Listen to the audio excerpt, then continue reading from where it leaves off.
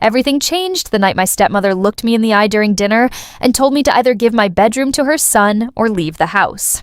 She said it loudly, right in front of everyone, inside the home my late parents had worked so hard to build. No one defended me. Her son sat there with a smug smile, convinced they had finally pushed me out. They expected tears, arguments, or desperate begging, but instead I calmly stood up, told them I would pack my things, and walked away with my dignity still intact. That night, I checked into a small hotel and finally accepted a truth I had ignored for years. Ever since my father passed away, I had been paying the property taxes, utility bills, expensive repairs, and countless household expenses while my stepmother and her son lived comfortably without contributing anything. I kept doing it because I wanted to honor my father and protect the family home. But all my kindness had done was convince them I would tolerate endless disrespect. As a financial analyst, I had built over $200,000 in savings through years of hard work. My best friend, a real estate consultant, had been encouraging me for months to buy my own house instead of sacrificing my future for people who treated me like a walking bank account. The very next morning, I toured a beautiful hillside home surrounded by peaceful forests and breathtaking views. Standing on the large wooden deck, I realized this was the fresh start I deserved. Within days, I completed the purchase and finally owned a place where no one could control or humiliate me again.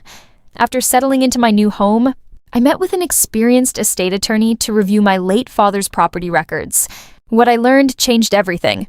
Because my father never left a separate will and the house had originally been purchased by my biological parents, I legally owned half of the property. My stepmother had absolutely no legal authority to throw me out or claim the house as her own. My attorney immediately prepared formal legal papers giving her two choices.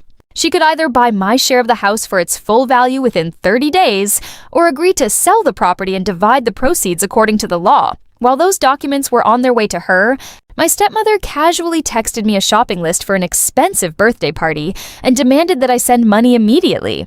Instead of responding with another payment, I opened my banking app and removed both her and her son's access to my credit cards. Within an hour, her son called screaming because his card had been declined while trying to pay for luxury groceries. I calmly explained there was no banking error.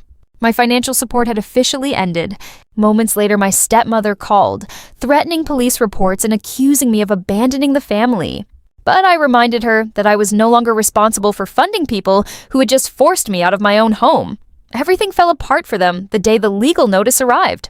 The documents clearly explained that I owned half the property and that the law was on my side. Suddenly, the confidence disappeared. My stepmother spent days calling and begging me to talk. She promised her son would take a smaller bedroom and insisted everything had been a misunderstanding. I finally agreed to meet her, but I brought my attorney with me. During the meeting, she tried to play the victim, crying loudly and accusing me of throwing her onto the streets. My attorney calmly placed the property records, financial documents, and years of payment history on the table.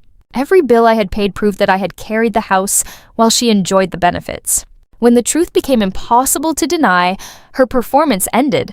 Before leaving, I informed her son that I was also canceling the lease on the car I had been paying for under my own name. Realizing he had no legal claim to it, he silently handed me the keys. A few weeks later, the house was sold for its full market value.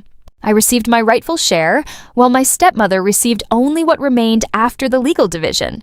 Without my income supporting them, neither she nor her son could afford another house. They were forced to move into a small apartment far from the comfortable life they once enjoyed. The expensive lifestyle they had taken for granted disappeared almost overnight. Soon, they began blaming each other for everything they had lost. My stepmother even sent messages asking if I could provide a monthly allowance to help pay their rent, claiming we were still family. I read every message without emotion before permanently blocking both of their numbers. That chapter of my life was finally over.